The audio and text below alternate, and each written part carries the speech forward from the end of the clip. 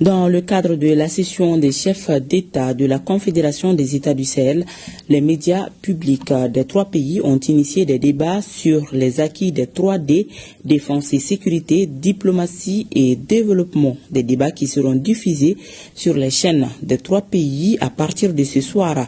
Le premier volet sur la diplomatie a été réalisé par le Niger que nous vous proposons dans nos programmes ce soir. Mais déjà, je vous propose de suivre un extrait avec nos confrères de la télévision nigérienne. Mesdames et messieurs, bonsoir. Merci de votre fidélité sur Télé Sahel et bienvenue dans l'appel de la patrie.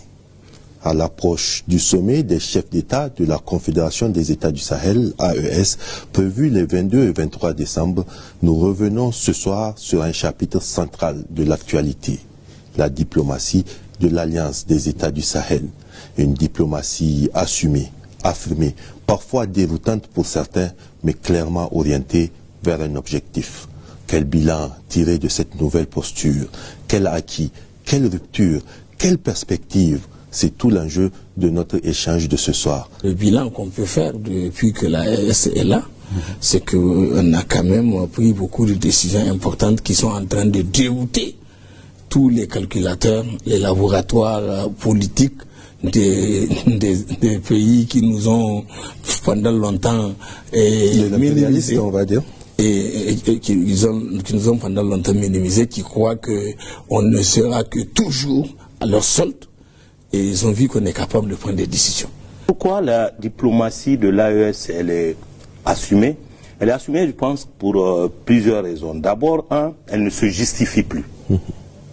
Avant, quand un pays de l'Afrique prend une décision, très tôt, il faut aller sur les plateaux de télévision, tenter de rassurer le maître que voilà, on ne sait pas à son encontre. Désormais, la diplomatie de l'AES est une diplomatie assumée parce qu'elle ne se justifie pas.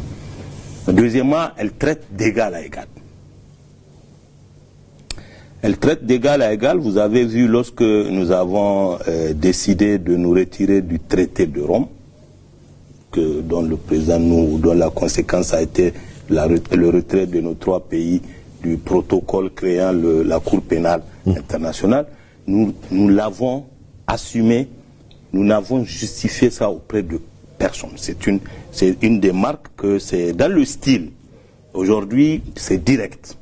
L'AES ne transige pas. Demain, vous pourrez suivre le débat sur la défense réalisé par la RTB et dimanche, le volet développement produit par l'ORTM.